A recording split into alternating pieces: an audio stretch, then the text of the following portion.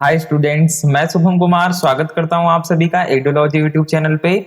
Student, आज इस video से हम लोग स्टार्ट करने जा रहे हैं a text book of engineering mechanics by R S Khurmi के चैप्टर वाइज सॉल्यूशन को। स्टूडेंट, आप सभी को पता है कि आर एस खुरमी का जो बुक है इंजीनियरिंग मैकेनिक्स के लिए, ये लगभग हर एक प्रोफेसर के द्वारा हर एक यूनिवर्सिटी में आपको सजेस्ट किया जाता है और इसके क्वेश्चन स्टूडेंट अच्छे खासे लेवल के होते हैं। अगर आप सेमेस्टर एग्जाम की प्रिपरेशन कर रहे हैं या आप किसी एंट्रेंस एग्जाम की प्रिपरेशन कर रहे हैं, लाइक बीसीसी एली का एग्जाम है आपका, उसमें भी आपको इंजीनियरिंग मैकेनिक्स पढ़ना है, तो स्टूडेंट आपके लिए ये बुक फायदेमंद साबित हो सकता है। इस बुक में बेसिक से लेकर के एडवांस तक के क्वेश्चंस दिए गए हैं। तो स्टूडेंट, आज इस वीडियो से हम लोग स्टार्ट कर रहे हैं इंजीनियरिंग मैकेनिक्स के कंप्लीट सॉल्यूशन को, जहां पे हम लोग आर एस खुरमी के ईच एंड एवरी क्वेश्चन के सॉल्यूशन को करेंगे। ठीक है, तो आइए स्टार्ट करते हैं अपने सेट नंबर फर्स्ट को।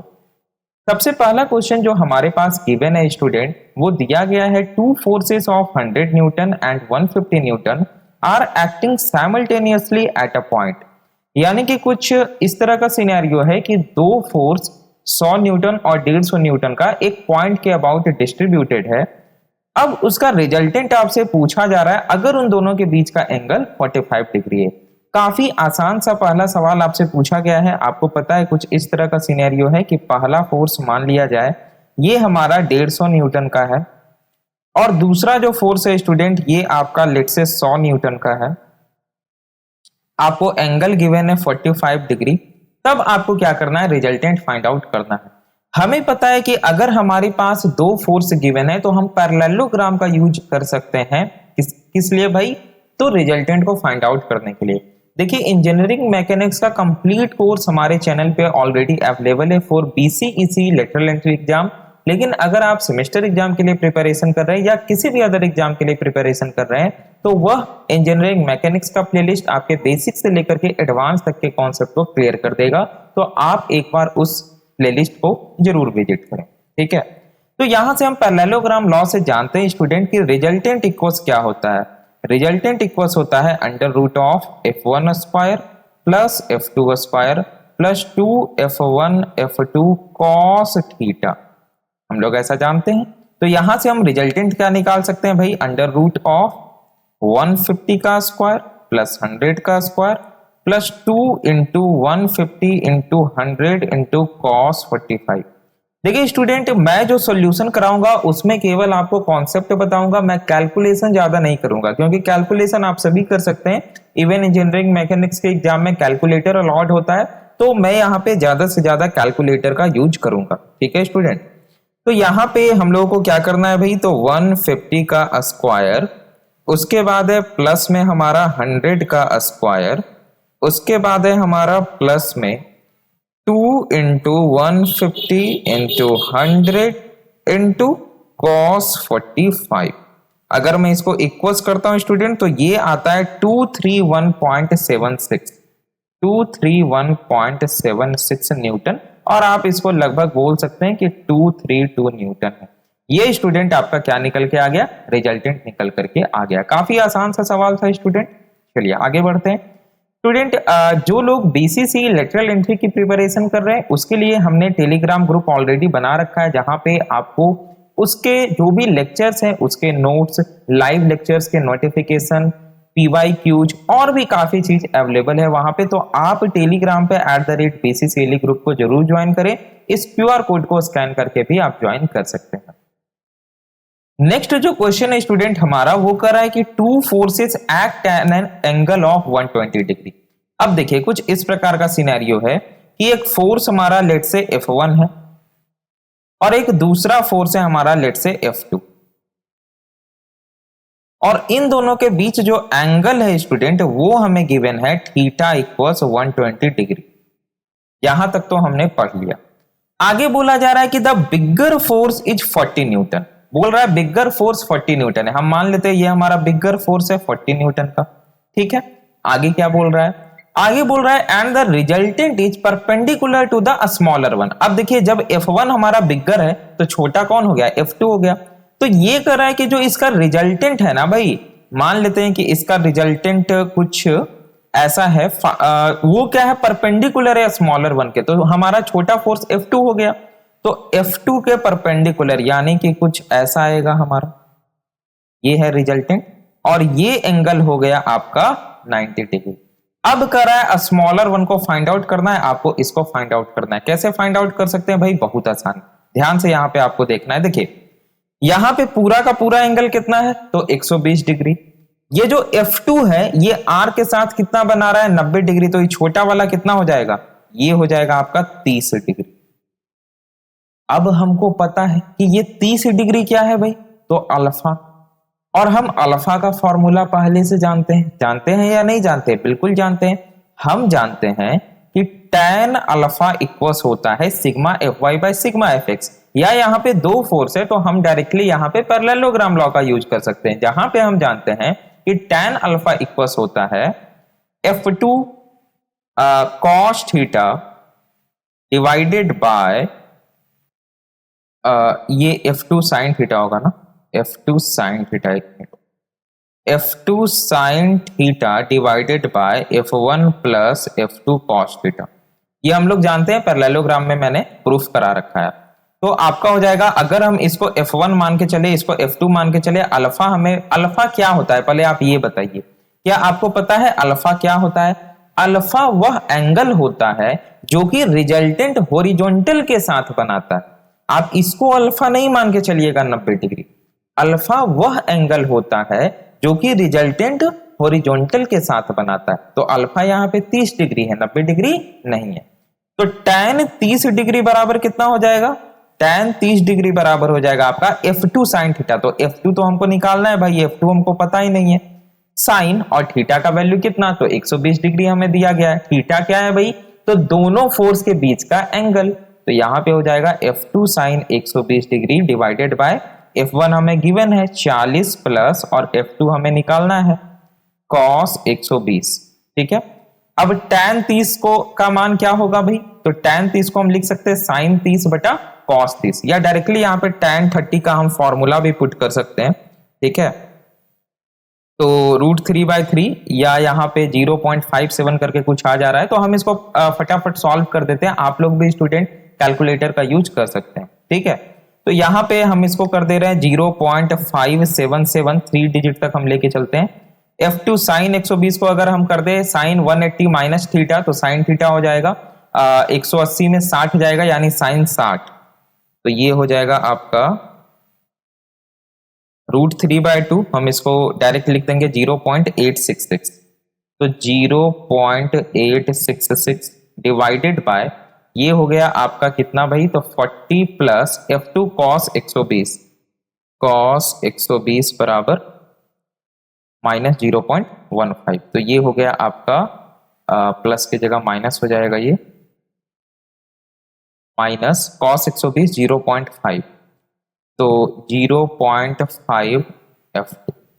इसको फर्दर हम सॉल्व करते हैं, तो फर्दर इसको हम क्या लिख सकते हैं भाई, इसको अगर हम इधर लेके चले आए तो इधर हो जाएगा हमारा 0.866 F2, 0.866 F2 इज इक्वल्स ये हो जाएगा 40 क्रॉस 0.577, 40 क्रॉस 0.577, और ये हो जाएगा माइनस 0.5 F2, 0.5 F2 क्रॉस 0.577। देखिए थोड़ा सा कैलकुलेशन है, आप लोग कर लीजिएगा तो ज्यादा आसान हो जाएगा। F2 माइनस इस वाले को उठा करके इधर ले आते हैं, तो क्या हो जाएगा भाई, ये हो जाएगा आपका 0.5 क्रॉस 0.577 इज इक्वल्स टू 0.288। तो ये आ जाएगा आपका प्लस में 0.288 F2 इज इक्वल्स 40 से गुना कर दीजिए, 0.577 को गुना कर दीजिए किससे भाई, तो 40 से, ये आ जाएगा आपका 23.08। ठीक, अब आपका क्या हो गया भाई, तो हो गया 0.866 प्लस 0.288 ये आ गया आपका 2.154, 2.154 F2 बराबर 23.08। F2 बराबर यहाँ से हम निकाल सकते हैं 23.08 divided by 2.154 which is equal to 23 कहाँ गया भाई 23.08 divided by 2.154 which is equals to 10.71 10.71।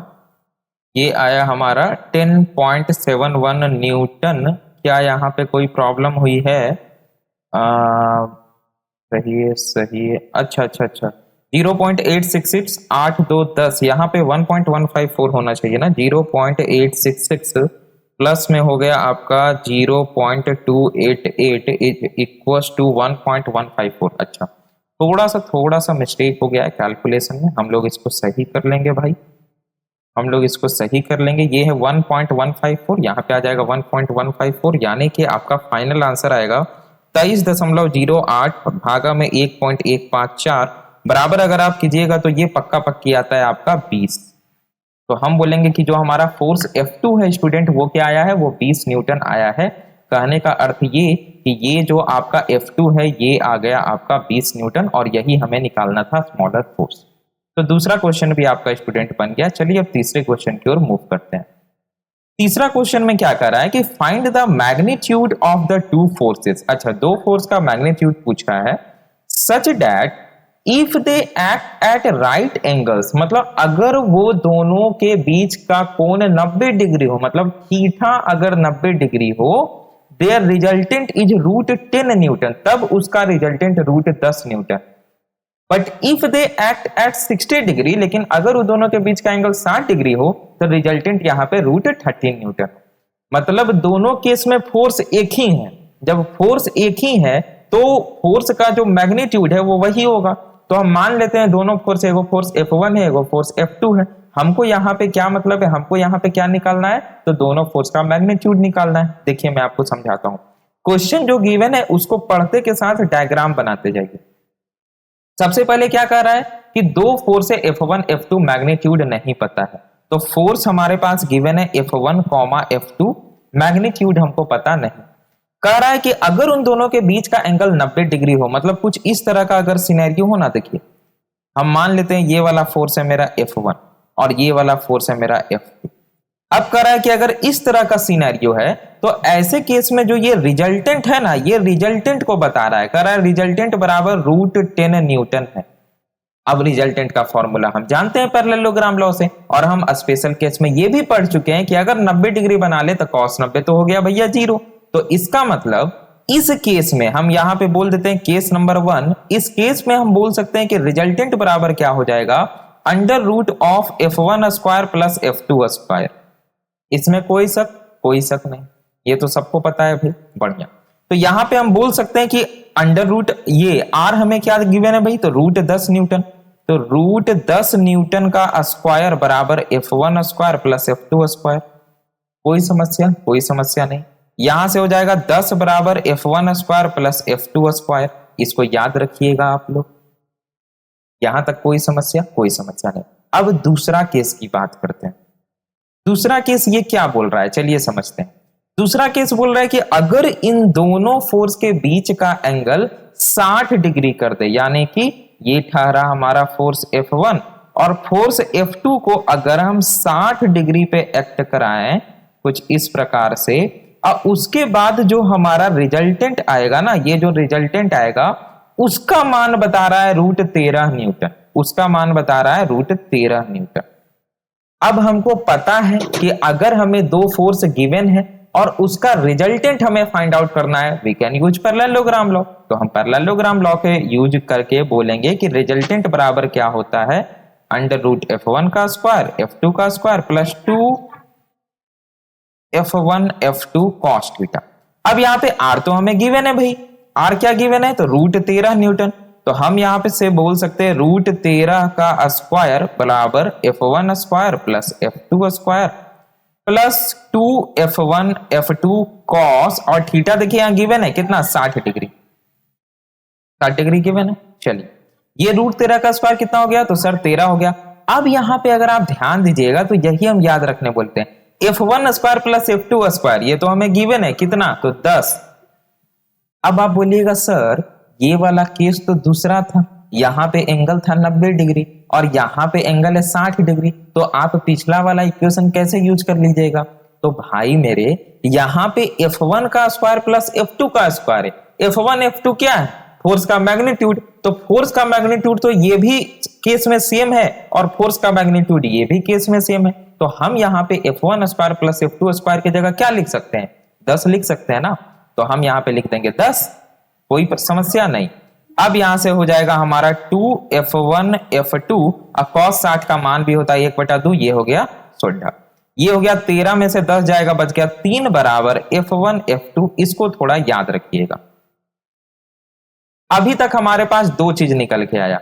एक निकल के आया f1 square plus f2 square बराबर 10, दूसरा निकल के आया f1 f2 बराबर 3। अब हमें पता है कि अगर हमारे पास दो अननोन है और हमारे पास दो इक्वेशन है तो हम उसको सॉल्व कर सकते हैं। लेकिन अगर आप इन दोनों इक्वेशन का यूज करके डायरेक्ट सॉल्व कीजिएगा तो ये चल जाएगा एक्सपोनेंट 4 में, समस्या होगी आपको।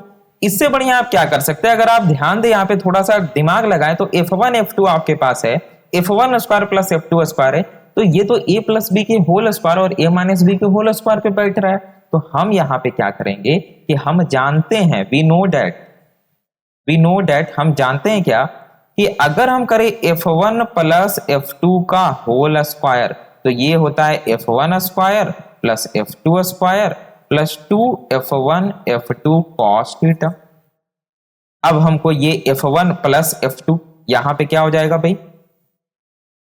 देखिए f1 square plus f2 square ये तो हमें गिवन है कितना, तो चलिए देख लेते हैं। ये हमें गिवन है 10, तो यहां पे हम लिख देंगे 10 प्लस, ये मैंने cos थीटा यहां पे जल्दी जल्दी में लिख दिया। चलिए, तो f1 square plus f2 square भी हमें गिवन है और उसके बाद क्या होता है भाई 2f1 f2, तो 2 गुना f1 f2 भी हमें गिवन है, मतलब कि हमने निकाल लिया कितना, तो 3 निकाल लिया, तो ये हो गया आपका 3। तो यहां से हम बोल सकते हैं कि f1 प्लस f2 का होल स्क्वायर आपका आया ये, तो हम बोल सकते हैं कि f1 प्लस f2 क्या आएगा, अंडर रूट ऑफ 3 दूनी 6 और 10 16 बराबर आ गया 4। इसको मान लेते हैं इक्वेशन 1, ठीक है, इसको हम लोग इक्वेशन 1 मान लेते हैं। अब इसी तरीके से स्टूडेंट अगर हम करें, इसी तरीके से अगर हम मान लिया जाए, इस प्रकार से करें f1 माइनस f2 का होल स्क्वायर, तो ये क्या होता है, तो ये होता है f1 square plus f2 square minus of 2f1 f2, होता है या नहीं होता है? तो यहां से अगर हम f1 माइनस f2 निकाले तो क्या हो जाएगा, under root of f1 plus f2 का स्क्वायर हमें गिवन है 10, तो यहां पे हो जाएगा 10। यहां पे सिर्फ ये माइनस में 2 क्रॉस 3 हो जाएगा। तो अगर हम 10 में से 6 घटा दे तो कितना हो जाएगा, 10 में 6 घटाएंगे 4, अंडर रूट ऑफ 4 बराबर क्या हो जाएगा 2, और इसको मान लीजिए आप इक्वेशन 2। अब स्टूडेंट अगर आप ध्यान दे तो आपके सामने f1 प्लस f2 है और आपके सामने f1 माइनस f2 है। इन दोनों का यूज करके आप f1 और f2 को निकाल सकते हैं। आपके पास गिवन है f1 प्लस f2 इक्वल्स 4 और f1 माइनस f2 इक्वल्स 2, तो यहां से आप नहीं पता कर सकते हैं दोनों को, बिल्कुल पता कर सकते हैं, बिल्कुल पता कर सकते हैं। f2 खत्म, 2f1 बराबर 6, f1 बराबर 3, f1 का वैल्यू 3 आ गया, और जब f1 का वैल्यू हमारे पास 3 आ गया तो f2 का वैल्यू कितना आ जाएगा, 1 आ जाएगा, तो f2 का वैल्यू 1 आ गया। इन दोनों इक्वेशन में से किसी इक्वेशन में पुट कर लीजिए, तो फाइनली हम ये बता सकते हैं कि f1 का वैल्यू कितना आया भाई, तो 3 न्यूटन, और f2 का वैल्यू कितना आया भाई, तो 1 न्यूटन, और इस केस में भी f1 का वैल्यू 3 न्यूटन होगा, f2 का वैल्यू 1 न्यूटन। आ गई बात समझ? कोई समस्या? कोई समस्या। नेक्स्ट क्वेश्चन की ओर मूव करते हैं। सो नेक्स्ट क्वेश्चन नंबर 4 हमें गिवन है, ये कह रहा है a machine component 1.5 metre long and weight 1000 newton is supported by 2 ropes AB and CD as shown in given below। Student यहां पे आप देख सकते हैं कि ये एक आपका मशीन एलिमेंट है, मतलब कोई भी एक ऑब्जेक्ट है, और ये ऑब्जेक्ट 1.5 मीटर लंबा है, यानी आपको लेंथ दे दिया कि B से लेकर के C तक का लेंथ 1.5 मीटर है। आगे बोल रहा है कि इसका वजन 1000 न्यूटन, यानी कि ये नीचे कुछ इस प्रकार से लोड लग रहा होगा कितना, तो 1000 न्यूटन। आगे बोल रहा है कि ये सपोर्टेड है दो रोप ए बी और सी डी से। तो यहां पे स्टूडेंट आप देख सकते हैं ए बी ये एक रोप है और सी डी ये एक रोप है। अब आपको रोप के बारे में पता है, टेंशन के बारे में पता है। टेंशन कब प्रोड्यूस होता है, जब हम किसी चीज को पुल करते हैं। अगर आप रोप की बात करें तो हम रोप से, रस्सी से किसी भी चीज को पुल कर सकते हैं, आप पुश नहीं कर सकते हैं। तो हमेशा आपको याद रखना है कि जिस भी डायरेक्शन में पुलिंग होता है उसी डायरेक्शन में टेंशन जनरेट होता है। ठीक है, टेंशन के डायरेक्शन में काफी ज्यादा कंफ्यूजन होती है बच्चों को, हालांकि मैंने बता रखा है वीडियो में, फिर भी देखिए। जैसे मैं आपको एक एग्जांपल दे देता हूं कि जैसे मान लिया जाए ये आपका फिक्स्ड है और ये एक रोप, और इस रोप से अगर आप कुछ इस प्रकार से ऑब्जेक्ट लटकाइएगा तो लोड तो आपका नीचे लगेगा, वेट आपका नीचे लगेगा W, लेकिन जो टेंशन होगा स्टूडेंट उसका डायरेक्शन ये होगा, क्योंकि ये जो रोप है ये ऊपर की ओर खींच रहा है, ऑब्जेक्ट को अपनी ओर पुल कर रहा है, तो टेंशन ऊपर लगेगा। हालांकि इस डायग्राम में टेंशन का डायरेक्शन ऑलरेडी मेंशन है, तो यहां पे कंफ्यूजन वाली कोई बात तो है नहीं। कैलकुलेट क्या बोलने कह रहा है, T1 और T2। अच्छा, जो टेंशन लग रहा है दोनों रोप में उसको कैलकुलेट करने कह रहा है। बहुत ही आसान सवाल है स्टूडेंट, ऐसे सवाल में भी आपसे बीसीसीएलई के एग्जाम में ना पूछे जाएं, लेकिन पूछे जा सकते हैं। सेमेस्टर लेवल एग्जाम में हाँ ऐसे क्वेश्चंस आपसे पूछे जाएंगे। तो स्टूडेंट यहाँ पे हम कौन सा कंडीशन लगा सकते हैं, क्वेश्चन पढ़ने के साथ हमें ये पता चलना चाहिए कि भाई हमने मैकेनिक्स में इतने सारे लॉ पढ़ लिए, इतने सारे थ्योरम पढ़ लिए, यहाँ पे कौन सा थ्योरम, कौन सा पार्टिकुलर लॉ लगाएं। तो अगर आप ध्यान से देखें तो यहाँ पे स्टूडेंट जो आपका मशीन एलिमेंट है वो रुका, रेस्ट के कंडीशन में, क्योंकि दोनों रोप से वो लटका हुआ है। तो हम यहाँ पे इक्विलिब्रियम का कंडीशन लगा सकते हैं। इक्विलिब्रियम का कंडीशन क्या बोलता है, हम लोग पढ़ चुके हैं।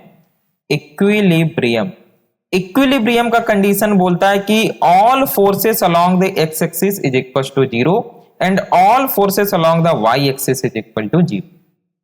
अब चलिए यहाँ पे आप देख सकते हैं कि दो जो फोर्स है, यानी जो टेंशन फोर्स है वो तो इंक्लाइंड लग रहा है, और इंक्लाइंड हम कैलकुलेट नहीं करते हैं, हम इसको रिजॉल्व करेंगे।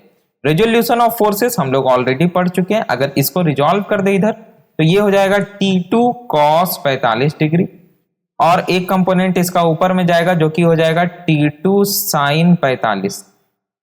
उसी प्रकार से इस T1 की अगर बात करें तो एक कंपोनेंट इधर आएगा जो कि हो जाएगा T1 cos 60 डिग्री। एक कंपोनेंट इसका ऊपर डायरेक्शन में जाएगा जो कि हो जाएगा T1 cos नहीं sin, ये हो जाएगा आपका T1 sin 60 डिग्री। अब हम यहां पे अगर करें सिग्मा fx इक्वल 0, ठीक है, हम करते हैं सिग्मा fx इक्वल 0, तब क्या हो जाएगा स्टूडेंट, तब हम यहां पे लिख सकते हैं x के डायरेक्शन में जितने भी फोर्सेस है, दो ही फोर्स है। देखिए एक लग रहा है आपका T2 cos 45 डिग्री, हम इसको पॉजिटिव मान के चलते हैं, माइनस इधर T1 cos 60 डिग्री, ये आ गया आपका इक्वल टू 0। इसमें कोई समस्या, कोई समस्या नहीं है आपको। आगे अब यहां से हम लिख सकते हैं कि T2 cos 45 का मान 1/√2 बराबर T1/2। cos 60 का मान कितना होता है भाई, तो cos 60 का मान होता है 1/2। अब यहां से हम लिख सकते हैं कि T1 बराबर क्या हो जाएगा, यहां से देखिए आप लिख सकते हैं कि T1 बराबर हो जाएगा T2, 2 ऊपर जाएगा तो 2/√2 यानी कि √2, T2 √2 बराबर T1। ये स्टूडेंट हम यहां से लिख सकते हैं। ठीक है, अगर आपको ये नहीं दिख रहा है तो मैं ऊपर लिख दे रहा हूं, इसको मैं ऊपर लिख दे रहा हूं कि यहां से स्टूडेंट हमारे पास एक रिलेशन आ गया क्या, कि T2 बराबर T1। आप देख सकते हैं यहां से 2 जाएगा तो ऊपर हम √2 लिख सकते हैं, तो T2 बराबर T1। अब हम दूसरा वाला कंडीशन लगाएंगे इक्विलिब्रियम का, सिग्मा Fy इक्वल 0। हालांकि इक्विलिब्रियम में 3 कंडीशन होते हैं, एक मोमेंट भी होता है, मोमेंट के बारे में हमें यहाँ पे चर्चा नहीं किया गया, तो हम इसको मोमेंट से छेड़छाड़ नहीं करेंगे। अब सिग्मा Fy इक्वल अगर हम 0 करें, सिग्मा Fy इक्वल 0, तब क्या होगा, y के डायरेक्शन में जितने फोर्सेस है, दो फोर्सेस अपर डायरेक्शन में लग रहे हैं, उसको पॉजिटिव मानेंगे।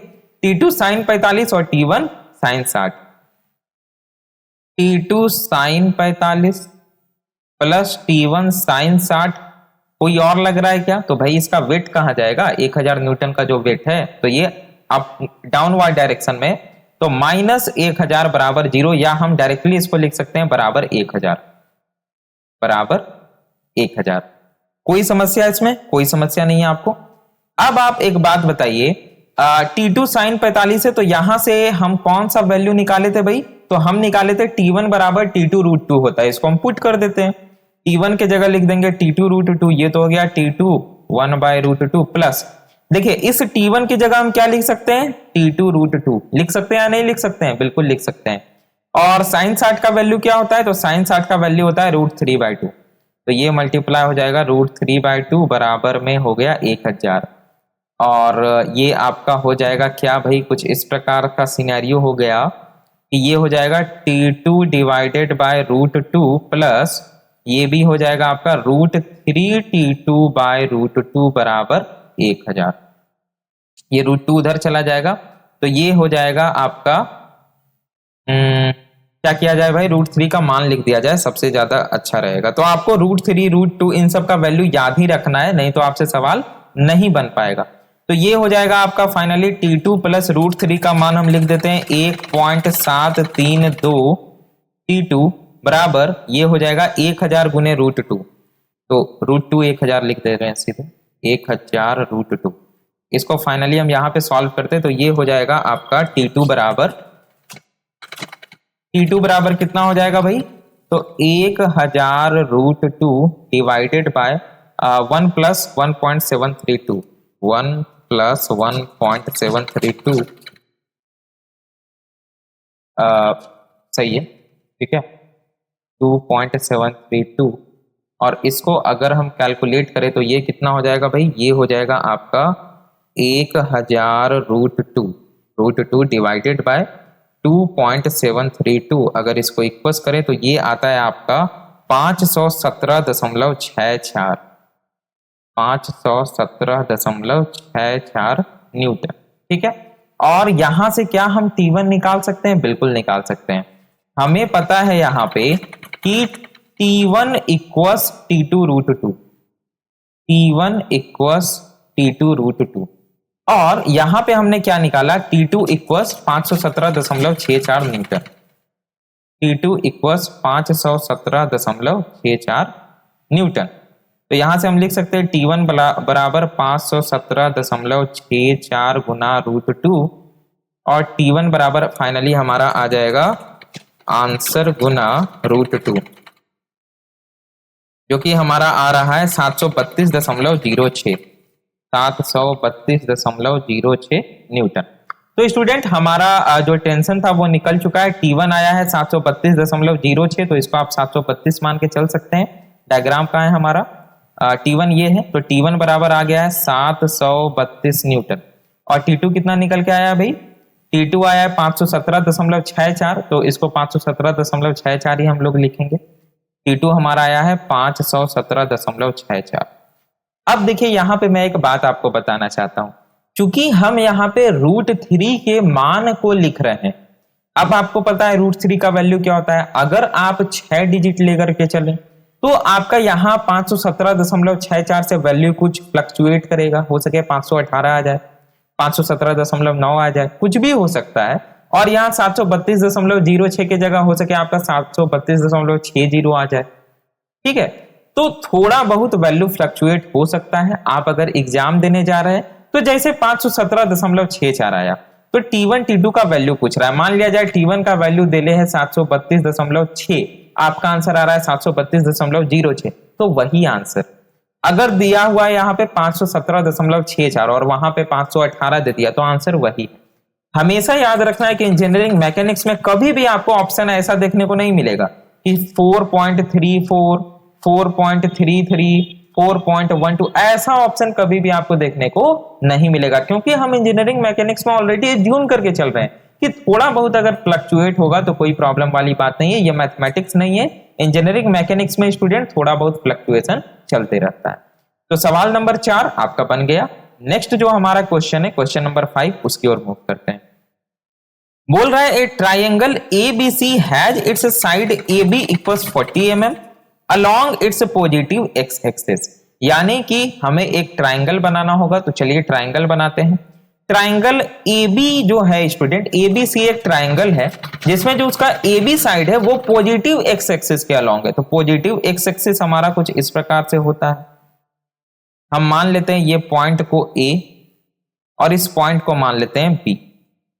तो जो हमारा ए बी है ये हमें गिवन है कितना 40 mm। आगे कह रहा है and side BC equals 30 mm along positive y axis. अब कह रहा है जो BC साइड है इसका ये वाई एक्सिस के अलोंग है। तो वाई एक्सिस हमारा कुछ इस प्रकार से होता है। हम इस पॉइंट को मान लेते हैं C। तो BC हमें गिवन है कितना 30 mm अलोंग। अब इसको अगर हम ट्राइंगल बनाना है तो A और C को मिलाना होगा। तो A और C को हमने मिला दिया। आगे ही बात समझिए। आगे करा है 3 forces 40 Newton 50 Newton and 30 Newton act along the sides AB BC and CA। यानी कि AB साइड के अलोंग 40 न्यूटन का फोर्स लग रहा है, BC साइड के अलोंग 50 न्यूटन का फोर्स लग रहा है और CA साइड के अलोंग 30 न्यूटन का। तो C यहां है, A यहां है, यानी ये जो फोर्स लग रहा है ये कितना का लग रहा है भाई? तो 30 न्यूटन का फोर्स लग रहा है। Determine magnitude of the resultant of such a system of force. अब हमको यहां पे क्या करना है भाई? तो मैग्नीट्यूड को फाइंड आउट करना है। तो देखिए ये स्टूडेंट काफी आसान क्वेश्चन है। अगर आप इसको देखें तो कुछ नहीं करना है। यहां पे आपको लग रहा है देखने में कि भाई कैसे करें, तो हमें क्या करना है, यहाँ पे रिजल्टेंट का मैग्नीट्यूड निकालना है। तो सब फोर्स को क्या करेंगे? देखिए जब दो फोर्स हो तब तो हम आसानी से निकाल सकते हैं पैरेललोग्राम लॉ का यूज करके। दो से अधिक फोर्स हो तब हमें क्या करना पड़ेगा? सारे फोर्सेस को along the x axis and along the y axis resolve करना होगा और sigma F x and sigma F y को कैलकुलेट करना होगा। उसके बाद हम रिजल्टेंट को निकाल पाएंगे। तो हम यहाँ पे क्या करेंगे? सारे फोर्सेस को अगर रिजॉल्व करें तो आप देख सकते हैं कि 50 न्यूटन का फोर्स तो आपका ऑलरेडी वाई एक्सिस में है, 40 न्यूटन ऑलरेडी एक्स एक्सिस में है। इसको हमें रिजॉल्व करने की आवश्यकता है। तो इसको अगर हम रिजॉल्व करें कुछ इस प्रकार से, तो ये स्टूडेंट आपका थीटा, तो ये भी हो गया आपका थीटा, तो ये हो जाएगा आपका 30 कॉस थीटा और ये हो जाएगा आपका 30 साइन थीटा। ये बात आपको समझ में आया या नहीं आया? एंगल हमें गिवन नहीं है। हम यहां पे क्या बोले कि अगर ये वाला एंगल आपका थीटा है तो स्टूडेंट ये सामने वाला भी थीटा होगा। इस हिसाब से ये वाला आपका कंपोनेंट 30 कॉस थीटा हो गया और जो वाई एक्सिस में कंपोनेंट आएगा वो 30 साइन थीटा हो जाएगा। अब थीटा कितना होगा सर? तो हमें 40 mm गिवन है, 30 mm गिवन है। हम यहां से थीटा निकाल सकते हैं। परपेंडिकुलर अगर आप देखें तो ये एक राइट एंगल ट्रायंगल है, तो परपेंडिकुलर है, बेस है, हम थीटा कैसे निकाल सकते हैं? tan थीटा से। तो हम लिखेंगे कि tan theta equals perpendicular by base 30/40। यहां से स्टूडेंट थीटा इक्वल्स क्या हो जाएगा? tan inverse 30/40। और अगर आप यहां से थीटा निकाले तो थीटा क्या हो जाएगा आपका? tan inverse 30 divided by 40 is equals 36.86 degree. Theta हमारे पास आ गया। चलिए अब हम क्या करेंगे? सिग्मा एफ एक्स और सिग्मा एफ वाई को कैलकुलेट करेंगे। तो अगर सिग्मा एफ एक्स को हम कैलकुलेट करें तो क्या होगा? 40 न्यूटन पॉजिटिव में माइनस 30 कॉस 36.86। ठीक, चलिए तो यहां पे स्टूडेंट कितना आ जाएगा? अगर आप इसको कैलकुलेट करें तो हम सीधा यहां पे कैलकुलेटर का यूज करेंगे। यहां पे लिखेंगे एफ एक्स इक्वल्स कितना है भाई? तो 40 माइनस 30 कॉस 36.86 इज इक्वल्स, ये आ जा रहा है 15.996 और इसको हम मान सकते हैं कि ये 16 है। भाई 996 आ रहा है तो इसको 16 मान ही लीजिए आप इंजीनियरिंग मैकेनिक्स में। अगर सिग्मा एफ वाई को कैलकुलेट करें तो क्या होगा? ऊपर में लग रहा है 50 और नीचे में जा रहा है 30 साइन 36.86। ठीक है, तो इसको अगर हम करें डायरेक्ट हम कैलकुलेट करेंगे, कैलकुलेटर का यूज करेंगे। ठीक है, तो यहां पे हमको लिखना है कितना भाई? तो 50 माइनस 30 साइन 36.86 और ये आ रहा है आपका 32.004। तो इसको आप 32 मान के चलिए। ठीक है, ज्यादा दिमाग नहीं लगाना है मतलब दिमाग लगाना है, आप समझ के चल रहे हैं मैं आपको क्या कहना चाह रहा हूं कि थोड़ा बहुत फ्लक्चुएशन हो सकता है। अब देखिए 32.004 आ रहा है तो फिर हम 004 लेकर चलेंगे, फिर वहां पे काफी ज्यादा प्रॉब्लम होगी कैलकुलेशन में। हम डायरेक्ट 32 एज्यूम करके चलेंगे और ज्यादा आंसर में डिफरेंस नहीं आएगा। एफ एक्स आ गया, एफ वाई आ गया। अब हम रिजल्टेंट निकाल सकते हैं, यही निकालने का रहा है ना भाई, मैग्नीट्यूड का रहा है रिजल्टेंट का, तो हम रिजल्टेंट का मैग्नीट्यूड आराम से निकाल सकते हैं। अगर हमारे पास सिग्मा एफ एक्स और सिग्मा एफ वाई आ गया तो कैसे निकाल सकते हैं, हम यहां पे लिखेंगे resultant equals under root of ये हम पैरेललोग्राम लिख रहे थे, सिग्मा एफ एक्स का square plus sigma F y का स्क्वायर, बात खत्म। एफ एक्स कितना आया, 1632 आया था आई थिंक, हाँ 1632 आया, तो 16 का स्क्वायर प्लस 32 का स्क्वायर। चलिए जल्दी से आप लोग आंसर बताइए क्या हो। तो अंडर रूट ऑफ 16 का स्क्वायर प्लस में ये 32 है भाई, ये 3 हो जाएगा तो गड़बड़ आ जाएगा मामला। ये हो गया आपका 32 का स्क्वायर। अगर आप इसको बराबर कीजिएगा तो 16√5 आता है, 16√5 न्यूटन होगा। और इसको अगर आप S इक्वल डी करें तो 35.777 न्यूटन। अब मान लिया जाए आपको आंसर में गिवन है, लेट से आपको आंसर में गिवन है 35.8 न्यूटन, तो आप इसी को टिक कीजिएगा। ऐसा कभी नहीं होगा कि आपको आंसर में 35.7 भी गिवन होगा और 35.8 भी गिवन होगा, ऐसा कभी नहीं होगा इंजीनियरिंग मैकेनिक्स के एग्जाम में। आ रही है बात समझ में? तो स्टूडेंट ये आया हमारा रिजल्टेंट।